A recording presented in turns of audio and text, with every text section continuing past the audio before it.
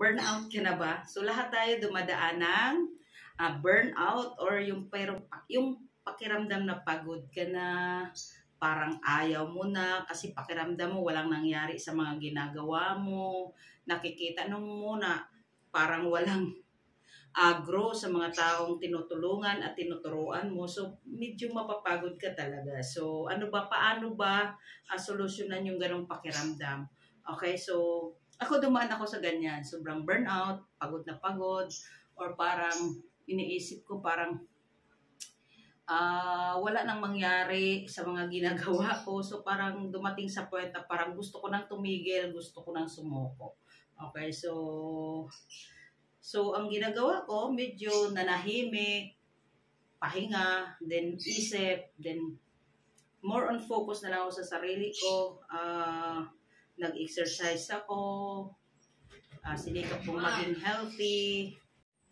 So, yun. More on exercise kasi I need to be healthy, i-maintain yung magandang kalusugan ko kasi mahirap magkasakit. Okay, then habang nag-exercise, habang nag-iisip.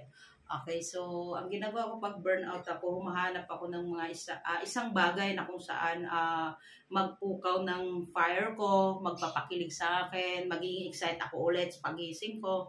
So, yun ang hinahanap ko. So, yan, yun lang ang ginagawa ko. So, kailangan maghanap ka ng mga bagay na magpapakilig sa'yo ulit. Yun yung mag-motivate sa'yo. Yun yung magtulak sa'yo na gumising ka ng maaga. Tapos, pag nakita mo naman yan, hindi ka na makakatulog kasi excited kang gawin kinabukasan. So, yan po ang gawin ng burnout. Kasi may pagkakataon talaga na kung saan minsan, hindi totoo yung pakiramdam natin na pagod ka na. Minsan, totoo rin kasi may mga bagay talaga na parang buhos na buhos mo na lahat pero walang nangyari. Okay, so darating yung time na re-strategy, mag-reanalyze ka na ulit, tapos laban ulit. Yun nga lang, okay lang magpahinga, wag ka lang sumuko. Ano ba yung hindi mo sukuan? Yung pangarap mo. Okay? So, humanap ka ng mga bagay na kung saan sa tingin mo maglapit sa'yo sa pangarap mo. So, wag kang sumuko. Tuloy lang. Ganun talaga ang buhay. At normal mapagod, magpahinga ka lang. Pero wag kang sumuko. Dahil pag sumuko ka, yun yung time na talo ka. Okay? So, bye-bye. Believe you and be rich.